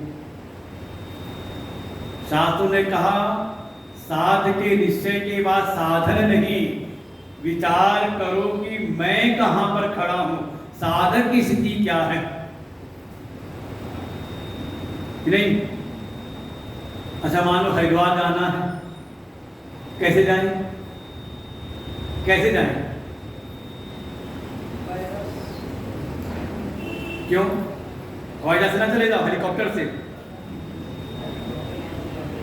कहो जी आपकी सामर्थ्य चले जाओ, हमारे पास पहले सामर्थ्य नहीं है, तो जल्दी नहीं पहुंचोगे। यहाँ उड़ो और हरिद्वार लैंड कर जाओ। कहा कोई मंत्री हो, बड़ा अधिकारी हो, तो उसको हम कह सकते हैं कि हरिद्वार जाना है तो हेलीकॉप्टर से चले जाओ, है कि नहीं? नहीं है तो ट्रेन से चले जाओ। जैसी सामर्थ्य है कहा नहीं बस से चले जाओ, नहीं सामर्थ्य वाले कहा कार से निकल जाओ अपने। सबके लिए तो साधन नहीं है, जिसकी जैसी सामर्थ्य है। इसलिए साध्य के निश्चय के बाद निश्चय करना चाहिए, विचार करना चाहिए साधक का अपनी सामर्थ्य का, और यहीं पर आवश्यकता होती है किसी गुरु की। योग्यता का निर्धारण कोई अपना खुद नहीं कर सकता। अच्छा मान लो ऐसा अवसर आपको मिले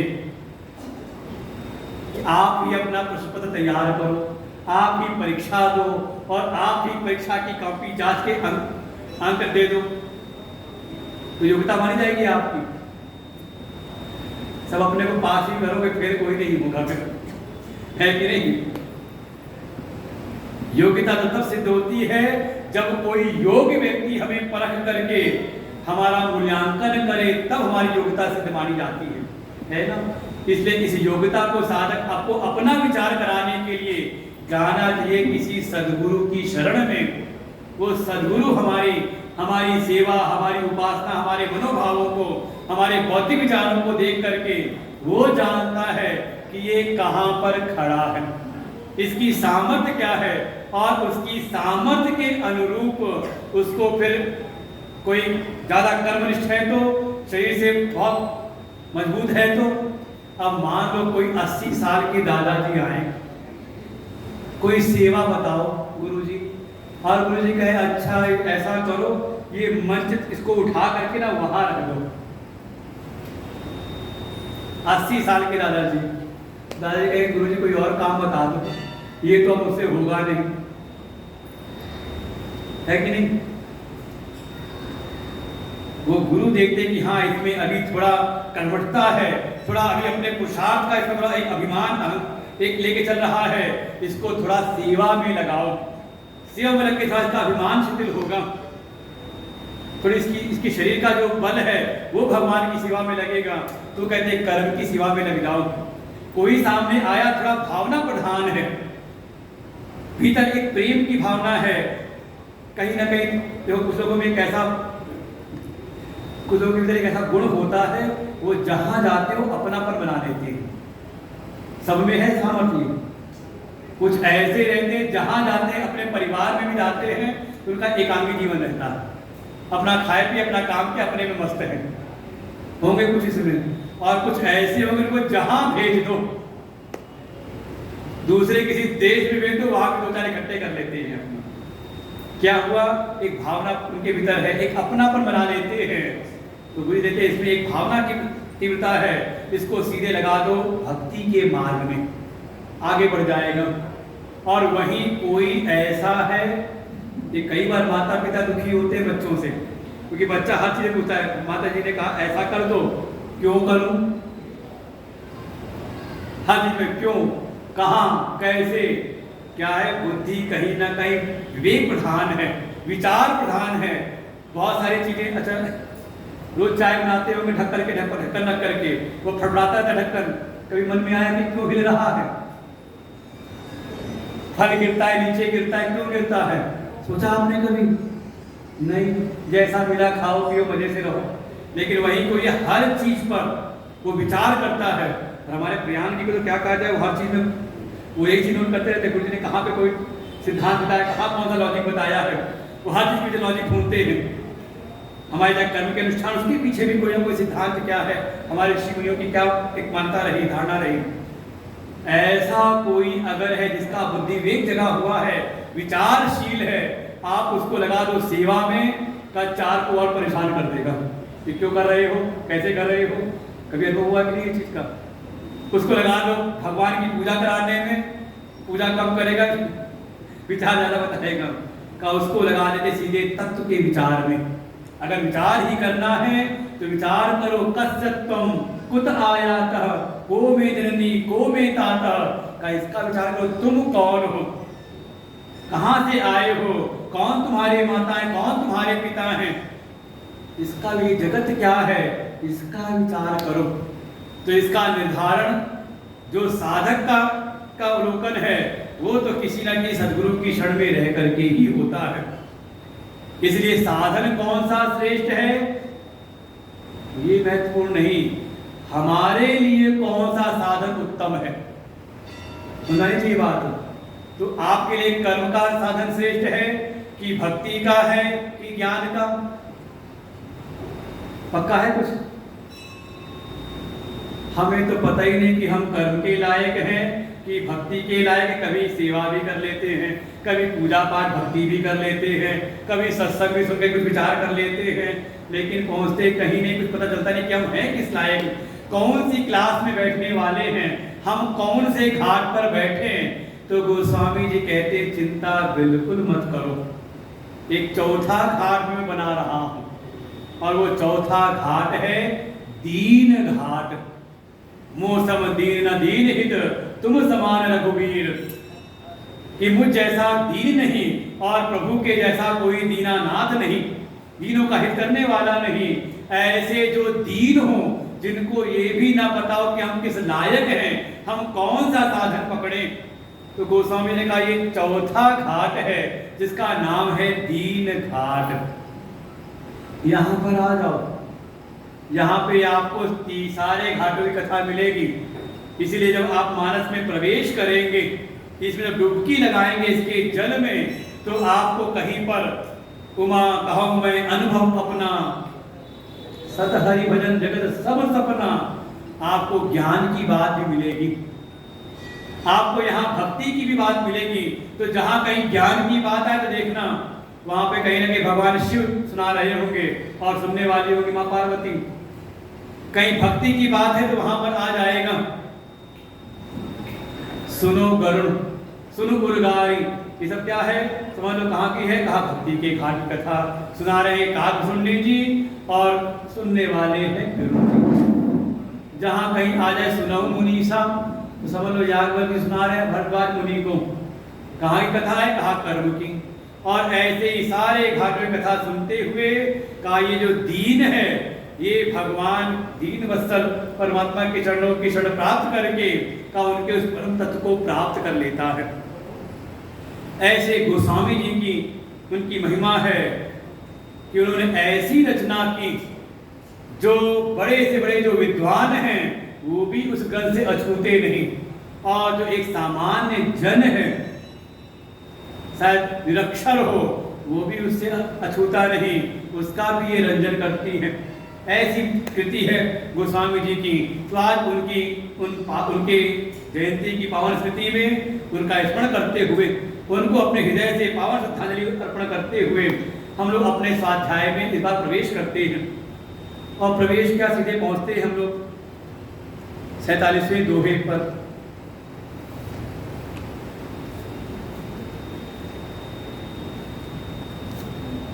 और यहाँ पर भी आते कैसे हैं देखिए, क्रम है पूरा।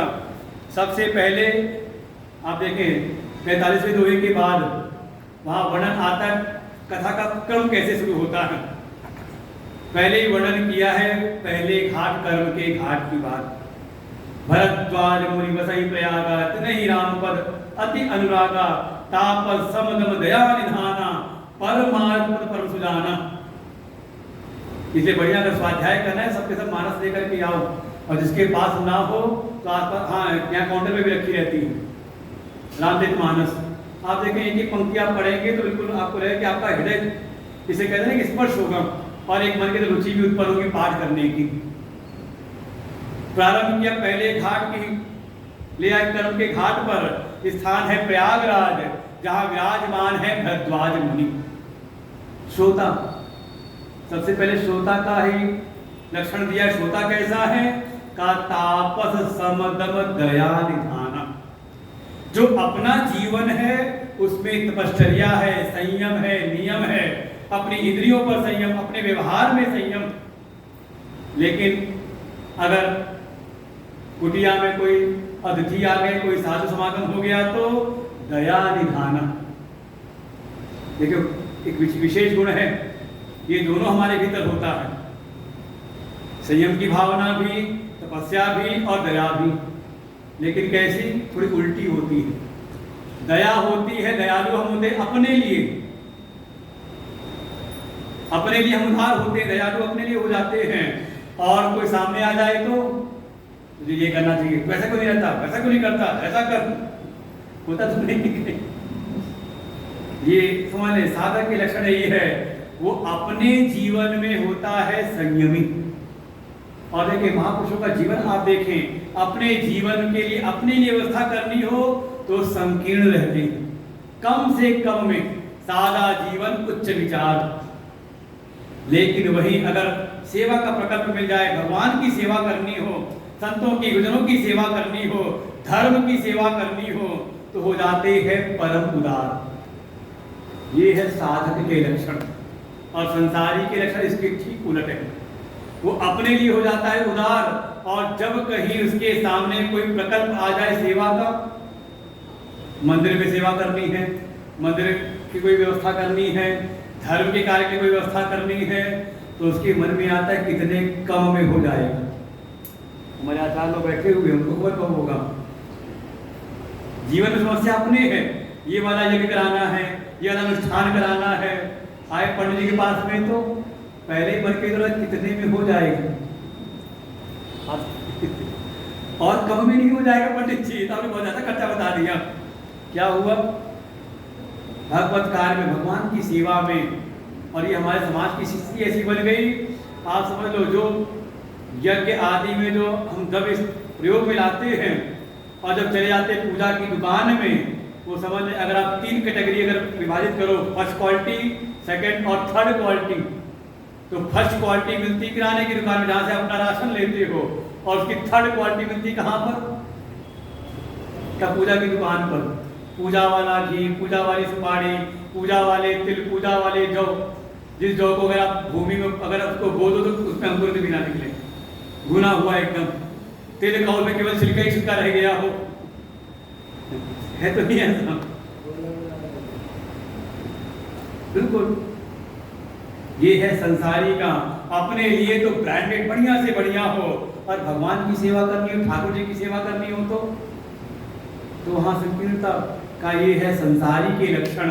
साधक के लक्षण है अपने लिए संयमी, और दूसरे के लिए, कोई श्रेष्ठ के लिए करना हो तो का उसकी उदारता प्रकट होती है। ऐसे हैं भरद्वाज जी, राम जी के चरणों में परम अनुराग है, तपस्वी हैं, संयमी हैं। लेकिन जब कुटिया में, आश्रम में साधु संतों का समागम होता है, पूरे उदार हो जाते हैं, कोई मूड नहीं है। जब साधु संत आते हैं तो वहां सभा लगती है, और सभा में चर्चा कैसी है? ब्रह्म निरूपण धर्म विधि, वर्ण नहीं तत्व विभाग, कहाई भगति भगवंत के संचित ज्ञान विराग।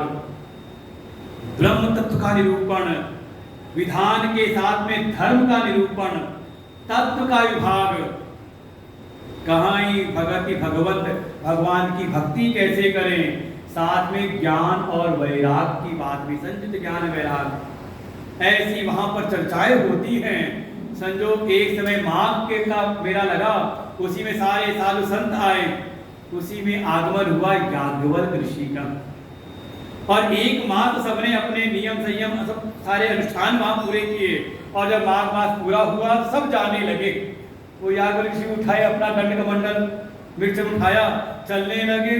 भरद्वाज जिसे अब रहा नहीं गया, पूरे मास उन्होंने देखा उनके जीवन को, उनके विचारों को, उनकी साधना को, उन्होंने चलते चलते उनके पैर पकड़ लिए। जाग बले कोई परम विवेकी, भरद्वाज राखी पद टेकी, उनके चरणों को पकड़ के रोक लिया, और फिर अपने मन की बात, उनकी महिमा बताई। गुरु जी, जो गुरु जी कैसे हैं, कहा जाग बल मुनि परम विवेकी, परम विवेकवान है, जिनकी वेधा जगी हुई है, विवेकवान है, ज्ञानवान है, साधन संपन्न है।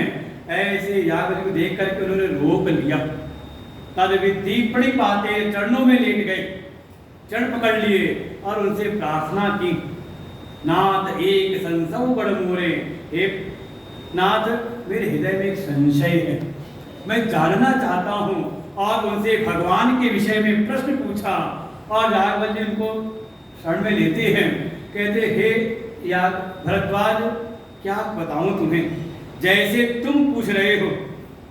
47 दोहे के ऊपर है, यहाँ तक हम लोग पहले स्वाध्याय कर चुके हैं। राम कथा शशि किरण समाना, संत चकोर करई जेहि पाना, ऐसे संशय कीन भवानी, महादेव तब कहा बखानी। यागर मुनि कहते हे भरद्वाज, मैं जानता हूँ आपके मन में कोई ऐसा नहीं कि आप अज्ञानी हो। राम भगत तुम मन क्रम वाणी, आप तो मन कर्म वचन से राम जी के भक्त हो, सब उनके तत्वों को जानते हो। ये तो आपके मन में भगवान की कथा से प्रेम है, इसलिए आप पूछ रहे हो। लेकिन आपने जो पूछा है ना, राम कवन में पूछूं तो ही कि राम कौन है, वो वही परब्रह्म या अपर कोई उससे नीचे कोई और।